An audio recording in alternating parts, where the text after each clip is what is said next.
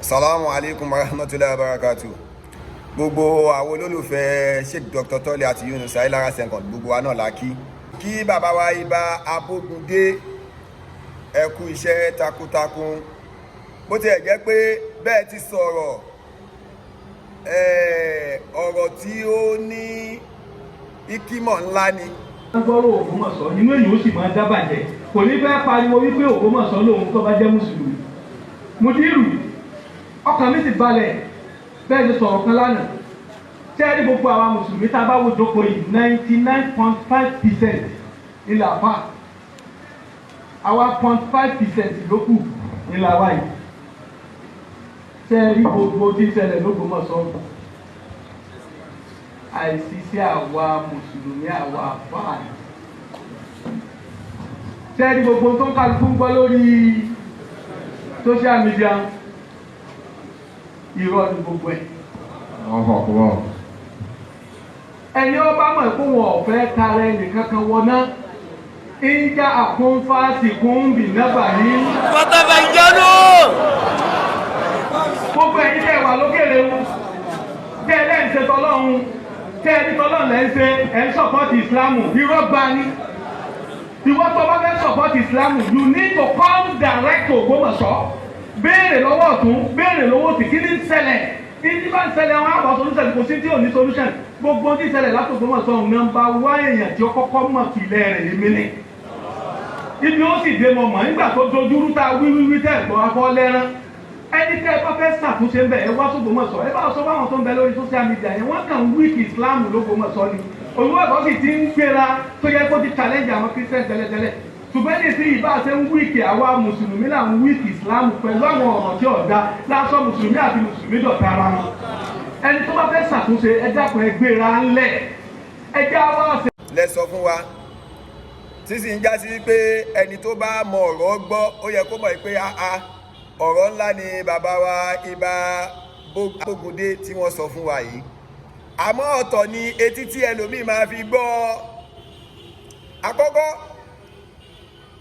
ẹni gbogbo àwa tí a bá fẹ́ dá sí ọ̀rọ̀ Ògbómọ̀ṣọ́ ká wá sí ìlú Ògbómọ̀ṣọ́ ní ìtí ń já sí pé èmi pàápàá mo jẹ́ ọ̀kan nínú àwọn tí wọ́n wá sí ìlú Ògbómọ̀ṣọ́ tá a sì ti mọ fact àkọ́dédé jáde síta ká máa wá sọ̀rọ̀ ká máa ní irọ́ gidi kan irọ́ o àkọ́kọ́ nìyẹn ẹlẹ́ẹ̀kejì àwọn tí wọ́n wà ní ìlú òyìnbó kì í ṣe pé gbogbo wọn náà kàn déédéé sọ̀rọ̀ àbí tó wà lókè òkun wọn sá nítorí pé wọ́n fẹ́ dá sọ̀rọ̀ Ògbómọ̀ṣọ́ kan wá torí ẹ̀ kan fly wá sí ìlú wọ́n ti ṣe findings wọn kó tó di wípé wọ́n ń sọ̀rọ̀ ni Ọlọ́run ní jẹ́ ó bàjẹ́ fún bàbá wa Ìbà Abógundé kò sì ní dàrú fún wọn àtúnṣe náà ni wọ́n tún sọ nǹkan tí inú mi dùn sí wọ́n ní mùsùlùmí pé ó ti gbòòrò kó tó di wípé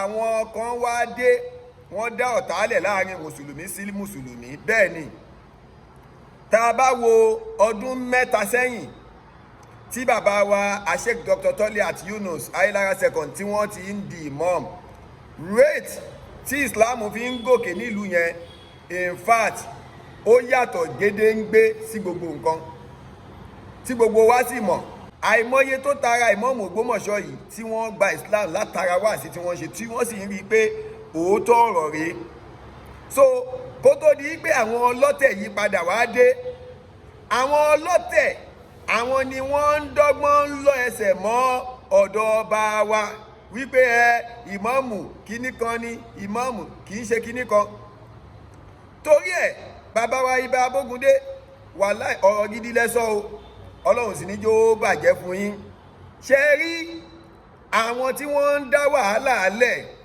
lórí social media tèmi sì máa sọ ẹ lọ wò lọ́ba ní Kàsùgbérù òun làkọ́kọ́ torí lẹ́nu ẹ̀ kó máa sọ wípé òun agreement tóun sign òun ni wípé kóun ó yọ ìmọ̀ọ́mù Ògbómọ̀ṣọ́. mi ò ní yọ Yunusa forcefully máa yọ lawfully ẹ ò pé kí n má yọ agreement tí mo sign pẹ̀lú wọn nìyẹn.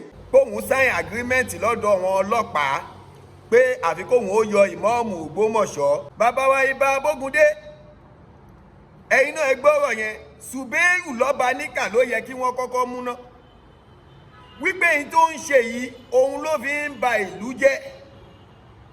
Ẹ wo gbogbo orí social media tẹ bá máa rí ọ̀rọ̀ burúkú ló ń sọ.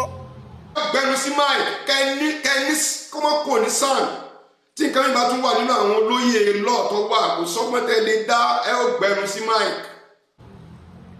Jamiu Ọládayọ̀ sẹ́ẹ̀tì ni wọ́n. èèyàn ń sọ pé àti ìjẹun lèmọ́mù báyìí l'Ógbómọ̀ṣọ́ bẹ́ẹ̀ ni àti ìjẹ lèmọ́mù kan kó fìtínà wọ̀lú báyìí l'Ógbómọ̀ṣọ́. Àti bàbá Parakoyi ni wọ́n kọ́kọ́ jáde pé ìmáàmù Ògbómọ̀ṣọ́ òun ò ní kírun lẹ́yìn ẹ̀ mọ́ tó kì í ṣọmọlé ayé lára. àwọn sì dúró lórí pé Yunus kì í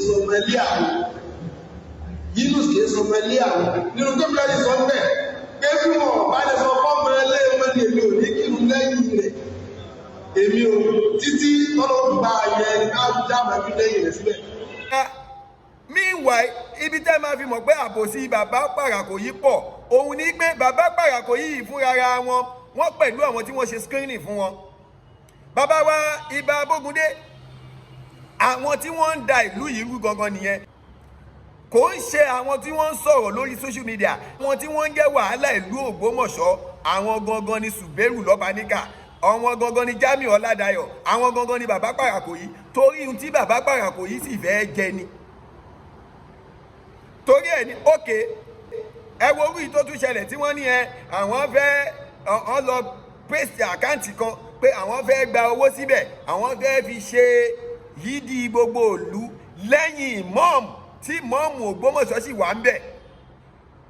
Ẹ rí i pé àbòsí wọn pọ̀ tí kì í bá ṣe àwa tá a wà lórí social media tá à ń tàn mọ́lẹ̀ sí àwọn nǹkan kọ̀ọ̀kan tí ń já sí pé wọ́n ń sọ tí ò dá láburú. Ó ṣeé ṣe kó já sí pé wàhálà á ti ṣẹlẹ̀ nílùú Ògbómọ̀ṣọ́, àmọ́ nítorí wípé àwa kan ń jáde à ń sọ pé irọ́ leléyìí òótọ́ leléyìí ni ò jẹ́ kí wàhálà ó ti ṣẹlẹ̀. Gbogbo àwọn tí wọ́n ń wá s'Ògbómọ̀ṣọ́ ni wọ́n mọ fáàtò. Àwa tá a wá s'Ògbómọ̀ṣọ́ a mọ fáàt, àwa tá a sì wà ń ta náà mọ fáàt. It's not possible kéèyàn má jọmọ lé kó sì náà fẹ́ contest o. Bàbá wa Ìbà Abógundé, Ọlọ́run ní jó burú fún yín. Ẹ rí i pé ọ̀rọ̀ tí bàbá wa Ìbà Abógundé tí wọ́n sọ yìí ó papọ̀ pẹ̀lú ọ̀rọ̀ tí bàbá wa Aṣíwájú Àdínì sọ wípé Islam ó wà unite tẹ́lẹ̀ kó tó di wípé àwọn ọlọ́tẹ̀ ń dá wàhálà lẹ̀ láàrin mùsùlùmí sí mùsùlùmí. Olúwàbọ̀ sì ti ń gbéra tó yẹ kó ti challenge àwọn Christian tẹ́lẹ̀tẹ́lẹ̀ ṣùgbọ́n ní sí ìbá ṣe ń wíìkì àwa mùsùlùmí là ń wíìkì Islam pẹ̀lú àwọn ọ̀rọ̀ tí ọ̀dà lásán mùsùlùmí àti mùsùlùmí dọ̀tá ara wọn. Àwọn wo sì lọ wọn ọlọ́tẹ̀ yẹn, àwọn Subaru lọ́ba níkà, àwọn Jamiu Ọládayọ̀, àwọn Parakoyi àtàwọn orú wọn bẹ́ẹ̀ nítorí ohun tí wọ́n fẹ́ jẹ ni wọ́n ṣe ń pa irọ́ ní ńláńlá. Wọ́n sì ti mọ̀ wípé bàbá wa Ọba Gandhi wọn ò fi bẹ́ẹ̀ mọ̀ ń pa ọ̀rọ̀ ètò Islam, wọ́n wá lọ́sẹ̀ yẹn wọlé. Ìtẹ́ máa fi mọ̀ rèé, ìjọ tí bàbá Parakoyi tó fẹ́ sọ wípé òun ò ní kírun lẹ́yìn ìmáàmù Ògbómọ̀ṣọ́ mọ́, ṣé mọ̀ pé Àbíbù ló jókòó sẹ́gbẹ̀ẹ́ ńgbà náà. Àbíbù tí wọ́n fi jẹ ìmáàmù láàfin, ṣé mọ̀ pé òun ló jókòó sẹ́gbẹ̀ẹ́ Parakoyi ńjọ́ náà. Òkè lẹ́fí máa mọ̀ wípé àbòsí ni wọ́n ń ṣe. Àbíbù ibi tó ti wá kò lè padà síbẹ̀ mọ́ torí ó ti dánu lọ́hùn wípé òun lọ joyè ilé wọn, kò dẹ̀ mọ̀ pé òun ò ní qualification tó máa fi dì mọ́. Certificate kò sí anything nílẹ̀. How come tẹ́ni tó win ní 96 scores tẹ́ni tó wá ní win ní 56 tó máa náà fẹ́ gba ipò mọ́ lọ́wọ́ ló ṣe ń sunkún kiri. Subaru lọ́ba níkà tí ò bá ti dákẹ́ àwa náà sì máa sọ̀rọ̀. Ẹ sọ fún Subaru lọ́ba níkà kó gbé ẹnu wọ́yọ̀wọ̀yọ̀ sọ́hun. Ẹ sọ fún Jamiu Ọládayọ̀ kó yé, in fact Jamiu Ọládayọ̀ post nǹkankan ó wá ní ìmáàmù Ògbómọ̀ṣọ́ kínní kan àti bàbá hippopotamus. Bàbá tó ń rìfásì sí pé hippopotamus yẹn bàbá yẹn lè ra ìran rẹ̀ pàjẹ́ o. Jamiu Ọládayọ̀, bàbá náà yóò ra ìran yín pa jẹ. Bàbá wa Èjìdé ọlọ́run níjó burú fún yín o, ọlọ́run sì níjó bàjẹ́ fún yín láéláé. Bàbá wa Ìbà Abógundé, èyí tẹ́ ẹ sọ yìí ẹ fi ta wá lólobó ni, yóò tún jẹ́ kí mọ́ focus kó wà lórí ọ̀rọ̀ Ògbómọ̀ṣọ́, torí pé àbòsí ni wọ́n ń ṣe níbẹ̀ lọ́wọ́. Wọ́n fẹ́ ṣe àbòsí ìmọ̀ọ́mù Ògbómọ̀ṣọ́ ni Sheikh Dr. Toliat Yunus, wọ́n fẹ́ ṣe àbòsí bàbá náà ni. Gbogbo wàhálà yìí kò ṣe ṣẹlẹ̀ nígbà tí bàbá wa tàná wà láyé. Wọ́n wá ń parọ́ pé ó ti wà ńlẹ̀. Nígbà tó wà ńlẹ̀, kí ló dé tí bàbá wa tàná ò dá sí nígbà náà? Kí ló dé tí bàbá wa tàná ní kẹ́ ẹ lọ fi jẹ́? Tẹ́ẹ̀kẹ́ lè wo irọ́ tí wọ́n ń pa. Ọ̀rọ̀ wà ń kóòtù, ọ̀rọ̀ ò sí ń kóòtù, ọ̀rọ̀ bàbá ó da ẹjẹ́ àjọbíra wa léèrè. Ṣé ọ̀rọ̀ ilé ẹbí Ayílára ló wà ń kóòtù ni? Ẹjẹ́ àjọ sọ. Kí ló dé táwọn ẹbí Ayílára gan ò ṣe gbé ìmọ̀ọ́mù lọ sí kóòtù? Gbogbo àwọn bàbá tí wọ́n wá ń jáde pé irọ́ náà ń pa ọmọlé àwọn ni ṣé wọ́n àwọn náà tún parọ́ ni. Bàbá wa Ìbà Abógundé, ọlọ́run níjó burú fún yín o, ọlọ́run sì níjó bàjẹ́. Islam ò ní bàjẹ́ lágbára ọlọ́run, kò sí ohun tó ń wíkì Islam l'Ógbómọ̀ṣọ́ o, Islam ń dìde sí i ni. Ẹ rí i pé every Jímọ̀ lèrò ń pọ̀ ní mọ́sálásí. Mo ní àwọn ọ̀rẹ́ tí wọ́n ń wá láti Èkó wá kí Jímọ̀ ní Ògbómọ̀ṣọ́. Mo ní àwọn ọ̀rẹ́ n'Íbàdàn, mo ní àwọn ọ̀rẹ́ n'Ílọrin tí wọ́n wá ń kí Jímọ̀ ní Ògbómọ̀ṣọ́. So Ògbómọ̀ṣọ́ ń gbòòrò sí nínú Islam ni. Àwọn ni tí wọ́n ń bàjẹ́. Ṣé gbogbo tí wọ́n ń sọ lórí social media yẹn irọ́ ni Subaru lọ́ba ní kà ń pa. So kọ́lọ́n kó jọ kó má ṣaláì ṣàánú wa, kọ́lọ́n má ṣaláì dúró tì wá kó wà pẹ̀lú wa. Bàbá wa Ìbà Abógundé, ọlọ́run níjó burú fún yín. Bàbá wa Ọba Ghandi Afọlábí, ọlọ́run níjó bàjẹ́ fún yín, ọlọ́run á kọ́ yín mọ̀ ṣe. Bàbá wa Sheikh Dr. Toliat Yunus Ayílára second, ọlọ́run níjó bàjẹ́ fún yín. Bàbá wa Alhaji Mansour Èjìdé, ọlọ́run níjó bàjẹ́ fún yín. Pẹ̀lú ògo tọlọ́run ẹ ti ń ga ẹ ní wálẹ̀ láéláé. Gbogbo ẹ̀yin bàbá yìí ọlọ́run níjó bàjẹ́ fún yín láéláé. Gbogbo àwọn fáǹsì ìmọ̀ọ́mù Ògbómọ̀ṣọ́ ẹ jẹ́ àmúra dáadáa, kò sí ohun tí ó ṣe ìmọ̀ọ́mù Ògbómọ̀ṣọ́ pẹ̀lú ògo tọlọ́run àtàtìlẹ́yìn ànábì Muhammad. Ọlọ́lá haúlá wàlá kúwátá ìlà bìlà àlìlà azim. Sálámù alaykum.